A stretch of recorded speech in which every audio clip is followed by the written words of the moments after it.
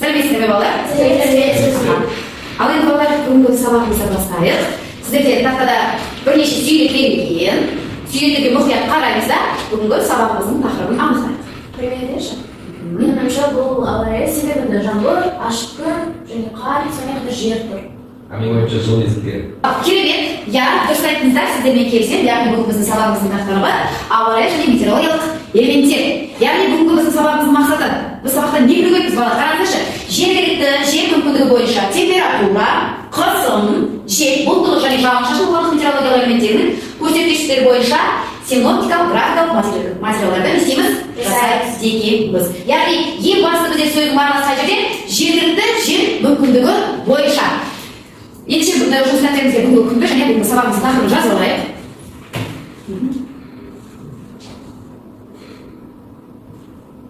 Ал енді балалар, сабағымызды бастамас бұрын, бастапқы сабақта біз сізбен бірге ауа райы элементтерінің тақырыптарын өттік, яғни климаттық факторлар белгілерін көріп өттік. Ендеше бүгін мұқият неге қарайтын болсақ, формулаға еске түсіріп кетіңіздер, яғни коэффициент ылғалдығы және бізде жауын-шашын бөлінгеніне бұл жану. Енді алдыңғы тақырыпта өткендіктен қазір енді сіздерден үй жұмысын тексеретін боламыз. Мұқият бізге есеп беріледі, әрқайсыларыңыз өздеріңіз жеке орындайсыздар. Яғни есепте не дейді? Тудырып табиғат зонасында 500 мм жауын-шашын түседі, ал оның булануы 125 мм-ге тең. Ылғалдық коэффициентін табамыз. Кеттік. Бірінші есеп сіздерге 1 минут беріледі. Алайда бірінші есепті балалар шығарып болыңыздар ма? Керемет. Ендеше жұмыс дәптерлеріңізге мұқият қараңыздар, тексермеңдер, қаншалықты сіздер дұрыс шығарыңыздар. Яғни 500 мм-ді жауын-шашынды булануға 25-ке бөлгенде қанша шықты? Яғни ылғалдық қандай болады? Артығымен. Ылғалдық артығымен жүреді екен.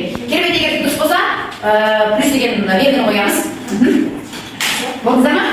Керемет, ендеше келесі есепке көшейік. Дала зонасында 500 мм жауын-шашын түседі, ал буланы 700 мм-ге тең. Яғни ылғалдық коэффициентін барда не істейміз? Табатын боламыз. 1 минут береді, 1 минуттың ішінде тез шығарамыз. Не болды? Керемет, болдыңыздар ма? Ал ендеше мұқият орындарыңызға отырып не істейміз? Тексеретін боламыз. 520 мм-ді неге бөлдік? Қаншаға бөлдік? 720-ге. Қанша шықты бізде? 473. Яғни ауа ылғалдығы қандай болады бізде? Жеткіліксіз деген сондай, ауа қандай болады бізде? Қандай болып келеді? Керемет, біраз дұрыс айтты, ауа құрғақ болып келеді. Осы екі есеп тапсырманы орындауға барысында қандай қиындықтар туды? Сонда басты мәселе неге болып тұр? Не білу керекпіз біз? Формуланы. Дұрыс, формуланы жатқа білу керекпіз, коэффициент ылғалдығын. Керемет, ендеше тапсырманы орындап болдық. Барлықтарыңызға естіген барлық қойсын болады. Жаңа тақырыпқа көшетін болады. Жаңа ғана біздің мақсатты қайта айтайыншы балалар. Қараңыздаршы, мына жер мақсатта бізде не деп тұр? Жергілікті жер мүмкіндігі бойынша температура, қысым және жел бұлттылық жауын-шашын ылғалдығын естейміз. Метеорологиялық элементтердің көрсеткіштері бойынша не істейміз? Графика құрастыру керекпіз. Ендеше сізбен біз болып қазір платформа арқылы жұмыс жасайтын боламыз. Енді мұқият бірге қарайық. Тапсырма бойынша бізде дискессия платформасы арқылы не істейміз? Тұрғылықты жердің бір аптаға ауа райының диаграммасын, сызу температурасын, қысым, бұлттылық жауын-шашынды не істейміз? Сызамыз. Қазір көшеміз. Мұқият скриптурға қараңыздар. Яғни платформаны пайдаланып бір апталық ауа райының диаграммасын не істейді? Құрастырады, 1 балл. Температураны белгілейміз, 1 балл. Қысымды белгілейміз, 1 балл. Бұлттылықты белгілейміз, 1 балл. Және жауын-шашынды белгілейміз, қанша болады? 5 балл. Менің қолымда мынандай қағаз бар, параша, бұл парашада қазір барлығымыз не істейміз? Платформа арқылы жұмыс жасайтын боламыз. Яғни бізде не берген бұл жерде платформа бойынша? Температура, қысым, бұлттылық және жауын-шашын. Мұқият алайық. Үстіне күнді жазды 10 күнге аламыз. 10 күнге аламыз, жазасыздар, күнін, аты жөндеріңізді жазасыздар. Ендеше бізде интернет желісі бойынша Гисметия платформасы бар, барлықтарыңызға көрініп тұр ма? Гисметия платформасы арқылы не істейміз балалар?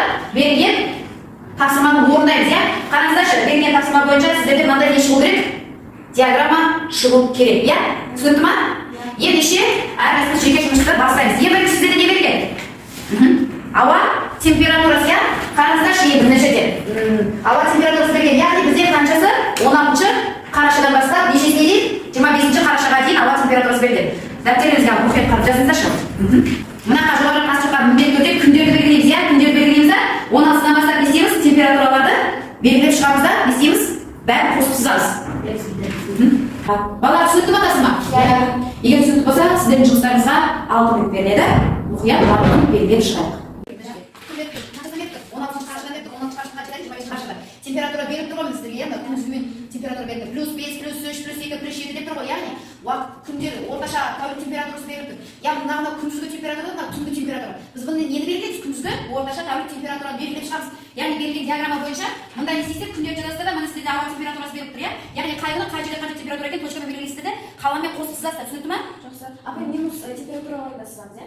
Күндізгі тәулік бойындағы орташа температурадан сыз. Жақсы. Ал енді балалар белгілеп шықтыңдар ғой доктор температура? Аха, белгілеген кезде не қиындық болды? Яғни біз орташа тәулік температураны белгіледік. Бірақ та алдын ала, яғни біз не істедік? Қарашаның 25-іне дейін белгілеп қарап шықтық, иә? Яғни қарашаның 25-іне дейін температура істейді екен. Көтеріле ме? Төмендейді екен. Енді келесі бізде қандай белгі белгілеу керекпіз? Қысым, яғни ауа қысымын. Керемет, иә? Енді ары қарай төмен түсеміз, мұны мұқият қарасаңыздар, бізде бұл жерде жазып тұр, иә? Давление, миллиметр ртутного столба, енді қараңыздар, 16-сында бізде белгілеп тұр қанша? 729. Одан кейін 17, 739. Яғни тура дәл температура белгілегенде сіздер нүктемен не істейсіздер? Ауа қысымын белгілеп шығасыздар. Түсінді ма? Сұрақтарыңыз бар ма? Екінші бастайық, кеттік. Болды ма, белгіледік па? Аха, керемет. Балалар ауа райының қысымын белгілегенде қандай қиындықтар болды? Сұрақтарыңыз бар ма? Менде кішігірім қиындық болды, ол белгілеуде яғни онда нақты сан болған жоқ, сонда аздап қателескен болды. Аха, керемет. Оны не істеуге болады екен? Түзетуге болады, иә? Тағы да балалар қиындықтар туындады ма? Сұрақтарыңыз бар ма? Сонда жақынға қаласың, солай болды. Аха, кішкене кестені жақындап толтыру керек еді, иә? Кестені. Бірақ енді сіздер осы жерде көріп тұрсыз ғой, берген ауа қысымының мөлшері бойынша сіздер мына жерге не істейсіздер? График сызасыздар, иә? Енді келесінде сіздерге жақындап жасауға тырысамыз, иә? Керемет. Аха. Сұрақтарыңыз жоқ болса, егер түсінікті болса, келесі сатыға көшейік. Келесіде бізде не белгілеу керек? Үшіншісінде қараударыңызға қараймыз. Жауын шашын мөлшері белгілеу керекпіз, иә? Жауын шашын мөлшері тура солай белгіленеді, иә? Керемет. Ендеше кеттік ары қарай. Бізде қазір мына жерде жауын шашын мөлшері көрсетіледі. Соны не істейміз? Бәріміз бірге белгілейтін боламыз. Сайтқа қарайтын болсақ, 16-дан қанша болды? 3,2. Белгілеңіздерші. 16-дан 3,2. Яғни 0 мен 10-ның арасында тұрған санға, иә? Пайыз береміз кетеді, аха. Екінші күні бізде 5,3. Үшінші күні бізде жоқ. Яғни жауын шашын не деген сөз? 0. Жауған деген сөз. Төртінші күні бізде кетеді 0,1. Белгіледіңіздер ма? Аха. Бесінші күні бізде кетеді 5-тен 5,6. Ал енді балалар қараңыздаршы, осы дисметио платформасы арқылы біз болашақ ауа райын болжай аламыз ба? Біле аламыз ба? Яғни мақсат бойынша диаграмма түзілген, ауа райы қысымы деді, жауын шашын және температура. Белгілегенде қиындықтар болды ма? Туындады ма қиындықтар? Жаңа айтқан кішігірім ғана қиындықтар туындады, иә? Керемет, ендеше болашақта біз ауа райын алдын ала болжап біле аламыз ба? Яғни қонаққа бір жаққа барғанда бізге керек ол, иә? Міндетті түрде, яғни қандай киім-кешекті алуға болу керек, я болмаса ауырған адамдарға қандай дәрі-дәрмек өзіне алып жүріп келгенге болашақта керек болады, иә? Керемет. Тапсырма орындарында барысында қандай ерекшеліктер өзгерді сізге? Алыңыздар. Көбінесе мен қысымдар жайлы, жауын шашын жайлы білдім, яғни осы біздің алдымызда осылай болады. Ал енді керемет, болашақта мысалы әділ ауа райы қандай өзгеріске ұшырайды? Күн өзгеріске қандай өзгеріске? Бізде ауа температурасы жоғарылайды, содан кейін ассоциация 20-24. Яғни не істейді? Ауа температурасы суытады, төмендейді. Яғни қандай ауа массалары бізге келе бастайды? Қандай ауа массалары келе бастайды? Суық ауа массалары, яғни арктикалық ауа массалары, иә? Аха, керемет. Керемет, ендеше келесі тақырыпқа көшейік, иә? Аха, дискриптор бойынша мұқият тағы бір қарап жүрейік, балалар. Қараңыздар, дискриптор бойынша, яғни дискретик платформасы арқылы бір апталық ауа райы диаграммасын құрастырдыңыздар ма? Бағыттасын құрастырдыңыздар, иә, керемет. Температура белгіледіңіздер ма? Қысымды белгіледіңіздер ма? Бұлтылықты белгіледік па? Жоқ, иә? Яғни ескеміз келесі бізде бұлтылықты белгілейміз. Түсінікті ма? Есіма барысында қиындықтар туындады ма? Яғни бірінші ретте біз нені білу керекпіз? Міндетті түрде. Ауа райы сосын кейін белгілеген кезде нені білу керекпіз? Нені білу керекпіз? Керемет, шартты белгілер, аха. Керемет, ендеше келесі тапсырмаға көшетін боламыз. Ал енді балалар, дискриптор бойынша тез тоқталып кетейік, иә? Яғни тапсырманы барлығын орындадық қой біз. Мысалы қараңыз, платформаны пайдаланып бір апталық ауа райы диаграммасын естедік, құрастырдық па? Құрастырдық. Температураны белгіледік па? Қысымды белгіледік па? Бір бал. Бұлтылықты белгіледік па? Бір бал. Яғни жауын шашын белгіледік па? Яғни өздерің алдарында жатқан қағазға әр бөлімді орындаған сайын не қоясыздар? Плюс қойып тұрасыздар. Бір бал. Иә, бағаланатынын ұмытпаңыздар, міндетті түрде. Сосын кейін балалар мына тапсырманы орындап жатқан кезде, әрқайсысын бөлім белгілеп жатқан кезде, иә, әр диаграмма белгілеп жатқан кезде қандай қиындықтар туындады? Неге қиындықтар туындады? Өйткені дискретик бойынша барлығы өз орнына жасадық. Керемет, рахмет. Ендеше келесі тапсырмаға көшейік, иә балалар?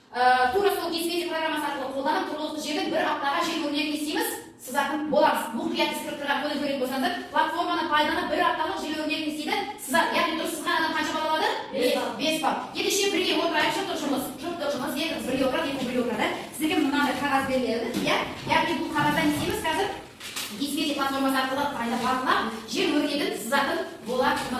Сұрақтарыңыз бар ма балалар? Тапсырма түсінді ма? Ендеше тапсырманы орындауға кірісейік, иә? Қараңыздар, мұқияттақтарға қараңыздаршы енді, қараңыздар балалар. Мына бізде орысша айтқанда метр секунду дейді, яғни жердің бағыттары беріліп тұрған, иә? Бірінші күні 16 күні бізде жердің бағыты қайда кетеді?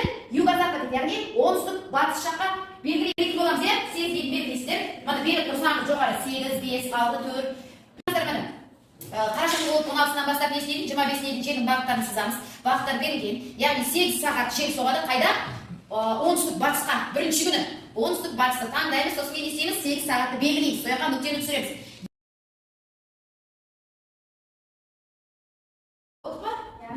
Керемет. Алған нүктелерді қостыңыздар ма? Қостық, қанекей. Қыздарды тексерейік. Дұрыс екен, ұлдар сіздердікіші? Көрсетіңіздерші? Керемет, дұрыс. Сонымен, жердің бағытын, яғни жердің өрлегін салған кезде қандай қиындық туындады? Ешқандай қиындық туындамады. Неге ешқандай қиындық туындамады? Қандай қиындықтар болды? Біздің аяқта көбісін шығыс батыс деген істесін. Шығыс батыстан, иә? Бірақ берілген қағазда бізде не істеп тұрды? Сіздерге белгіленіп жазылып тұрды, иә? Яғни батыс қайда, шығыс қайда деген сияқты, иә? Платформасын болашақта қолдануға бола ма екен? Ендеше балалар алған бағаларыңыз бойынша, берген қағаз бойынша есептеп шығыңыздаршы. Қандай баға алдыңыздар бүгінгі сабаққа? Ал адрестің бағаңыз қанша болып шықты? 8 балл жинақтың осы неден тестемен істеген. Тестемен қиындық туындап сонда? Қиындық туындады, себебі мына графикте кейбір сандар дұрыс белгіленген. Сол себепті мен мына тестемен дұрыс айтып тағы да жұмыс жасайтын боламыз, иә? Керемет, рахмет. Нұрас сізде? Мен 9 балл. Графикте жұмыс жасаған кезде мен көп графикте жұмыс жасамай тапсырманы кішкене қиындырақ болды. Керемет, Нұрас 9 балл. Қыздар? Мен өзіме 9 баллға да бармадым, себебі менде бір қате болып кетіп қалды, ал қалғаны бәрі дұрыс. Менде қате болды, мен бірақ дескриптор бойынша бәрін түзеп, дұрыстап қателерімді есептеп, өзіме 9 балл беремін деп ойлаймын. Балалар, осымен біздің сабағымыз аяқталды. Сабақта кері байланыс берсеңіздер, сабақта сіздерге қандай қызықтар болды, яғни не алдыңыздар, не үйрендіңіздер, не қосқыларыңыз келеді болашақта? Жаңа қолда бар, бүгін өзіңіздер шексіздік баспалдық арқылы белгілеп кетейікші. Сіздер мына баспалдықта деп санаймын. Себебі мен барлығын түсіндім, сіз айтқан платформамен қолданатын боламын, бірақ алайда менде қателер болды, сондықтан мен осы баспалдықтамын деп ойлаймын. Керемет, Назерке? Мен де өзімді мына баспалдақта деп ойлаймын, себебі мен бүгін дескриптормен бәрі жұмыс істедім, өзіме көптеген информация алдым, бірақ кейде қателерім болды, сол себепті осы баспалдақтамын деп ойлаймын. Керемет, отыра қойыңыз. Осымен балалар сабағымыз аяқталды. Сау болыңыздар.